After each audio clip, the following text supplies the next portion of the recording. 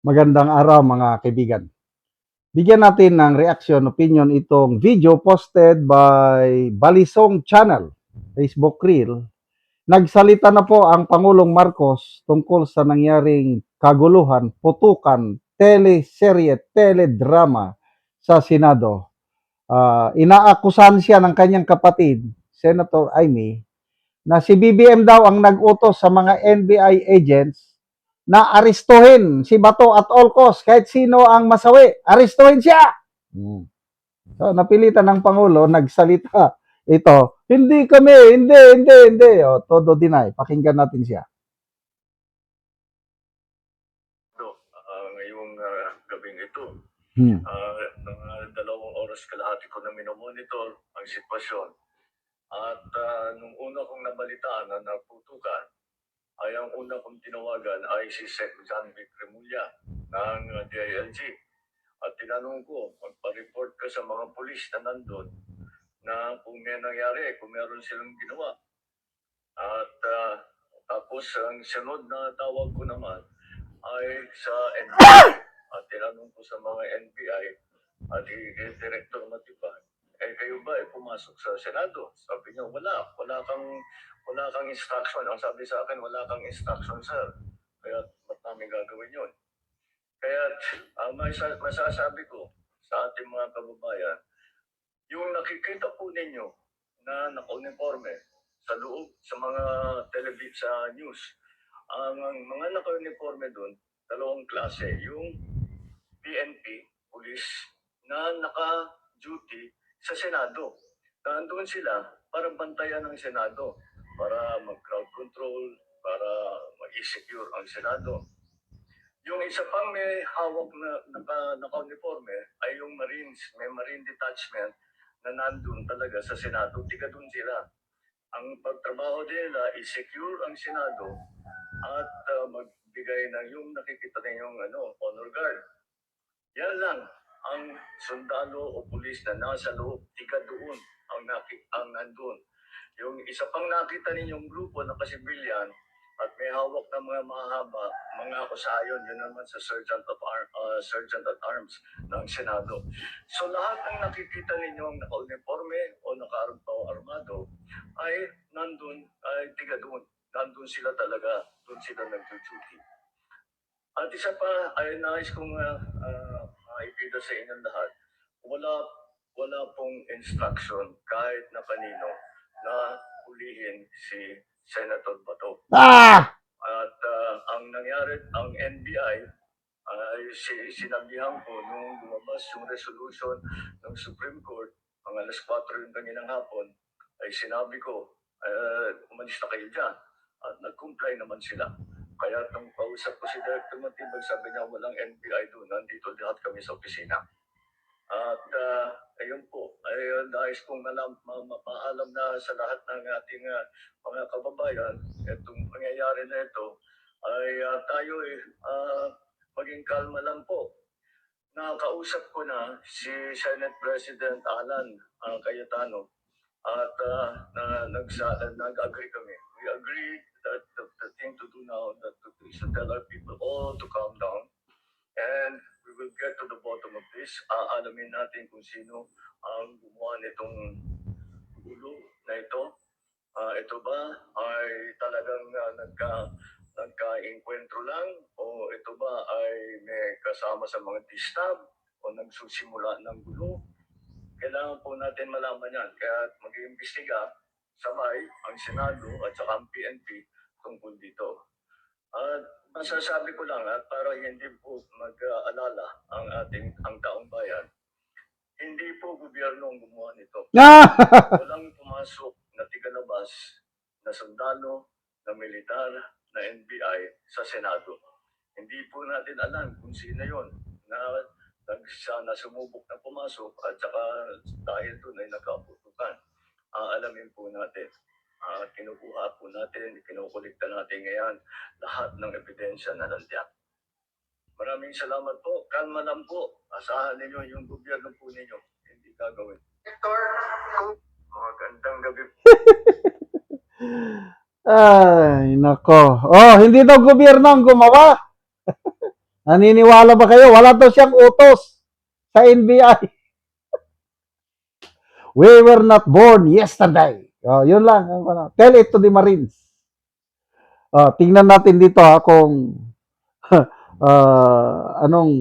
anong reaksyon ng taong bayan. 20,000 ang nag-react. 14,000 ang tumatawa, 3,900 ang galit sa pahayag niya. 1,400 lang ang naniniwala o nag-like. So, wala pang mga 2% lang ang naniniwala sa sinasabi ng Pangulo na wala siyang kinalaman. Basa tayo sa mga comments. Ronnie Oriendo, bantay kanyor, walay impeachment, nahitabo, 2028 is waving. Faye Luna, di naman gagalaw ngayon kung walang nag-utos. Sabi nga ni Senator Amy, di ba, may nahuli daw ang Sergeant at Arms sa Senado na NBI agents dahil bumalik daw doon kasi sa loob bumalik sa loob pagkatas ng putukan dahil naiwan niya ang tactical bag. Nahuli. Nag-confess daw yung NBI agents nang nag-utos daw sa kanila ay si BBM mismo at ang utos is arestuhin si Bato at all cost. So, I don't know, sinong paniniwalaan na natin ngayon? Ano pa? Edonan, iba talaga kapag ngagba. Joel Valentin, nagmura na siya. Ibang utak ng presidente ng Pilipinas. Joje Malaki, so ordered the NBI. Bakit gumagalaw ang NBI kung hindi nag-utos ang Pangulo? Ano ba ito? Ang Castor Cabandes, bakakon ka, ngagba. Art Bintur, NBI will never do an action without the instruction from the head, especially who's about the capture of the Senate. Rex Celestre, multo ang gumawa kasi gobyerno mo maraming ghost. Ay, nako. I don't know sa inyo kung paniwalaan nyo siya o hindi. Basta tinanaw ako ng aking kaibigan sa US. Anong ginagawa ng presidente? Bakit pinapabayaan niya ng ganyan? Ang sagot ko lang is weak leadership. Yan lang. As simple as that. Mahina ang Pangulo kaya nagkakaganito tayo. Tama si Tatay Digong. Napakahina niyang leader. Salamat mga kaibigan sa inyong pagsubaybay sa channel na ito.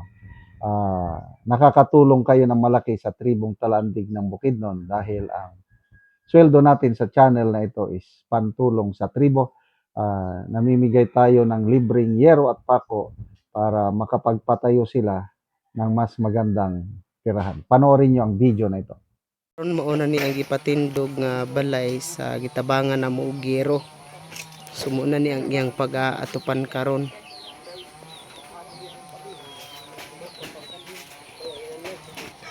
So mauna ni ang yero nga among gihatag nga iyang atop karon ani.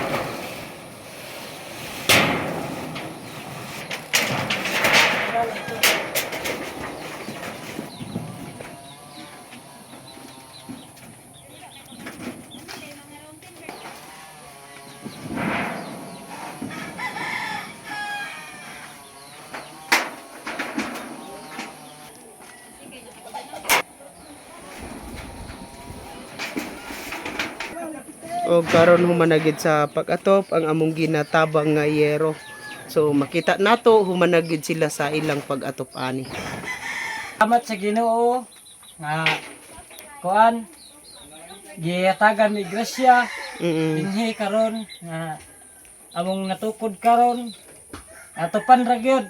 Mm. So daghan among pasalamat sa tao nga gigamit sa Ginoo nga mo'y naghatag dinhi ngayon kuan grasya.